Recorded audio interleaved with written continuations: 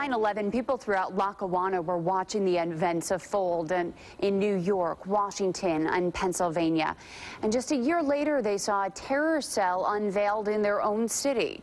News 4's Anthony Kanji has more on a tribute to the attacks with that unique perspective. Lackawanna was one of several places around western New York that held remembrance celebrations for the 10th anniversary of the September 11th attacks. But unlike most, Lackawanna was a town directly affected by the same terrorists that struck the World Trade Center. Early Sunday morning, a monument depicting the towers with a piece of the rubble was unveiled outside Veterans Stadium. Father Joe Bain left for New York City the day after the attacks. We saw literally the two extremes of humanity. The evil that sometimes even religion to an extreme can bring about evil. And on the other end, we saw humans laying down their lives for their friends and for those they didn't even know.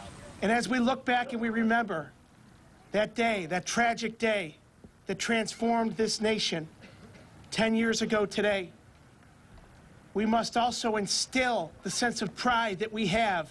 It's fitting for the people of Lackawanna to have this tribute here. After all, it wasn't far from here that the now infamous Lackawanna Six were arrested for being a part of Osama bin Laden's terror network. In 2002, the Six were convicted of providing material support to al-Qaeda after going to a training camp in Afghanistan.